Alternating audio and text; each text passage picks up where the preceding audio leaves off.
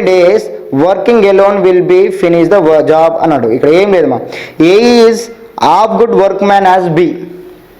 A is of workman as good of work A is of good workman as B అంటే meaning ఏంది మా ఏ అనేవాడు below సగం మాత్రమే సామర్థ్యం కలడు అని అర్థం.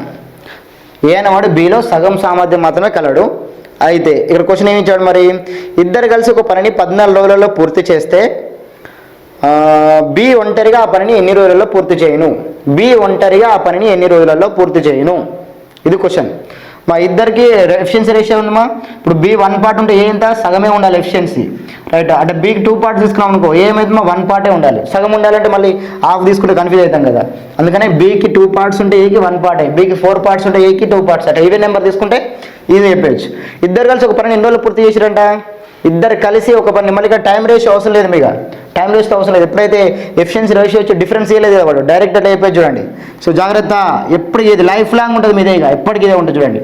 ఎఫిషియన్సీ రేషియో ఇచ్చినప్పుడు డేస్ ఎట్లా డైరెక్ట్ ఆన్సర్ చెప్పాలి చూడండి ఇక రైట్. ఇక్కడ ఏ 1 పార్ట్ బి 2 పార్ట్స్ కాబట్టి మా ఏ ప్లస్ బి ఇద్దరు ఎన్ని పార్ట్స్ అవుతుంది మా మ్యాన్ పవర్ 3 పార్ట్స్ అవుతుంది. 3 పార్ట్స్ మ్యాన్ పవర్తో 14 డేస్ చేస్తున్నారు. 3 పార్ట్స్ మ్యాన్ పవర్తో 14 డేస్ చేస్తే మనకి ఎవరు బి ఒక్కడే వేయాలి. 2 పార్ట్స్ మ్యాన్ పవర్తో ఎన్ని డేస్ చేస్తాడు.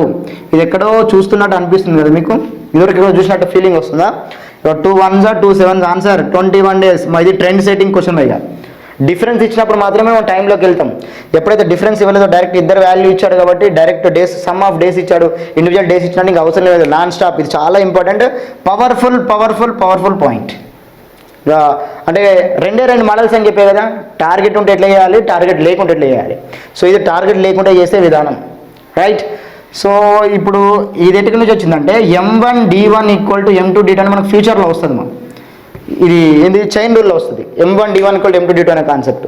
సో దాంట్లో క్లియర్గా ఎక్స్ప్లెయిన్ చేస్తా. అది ఫార్ములా అనుకుంటారు ఫార్ములా కాదు లాజిక్.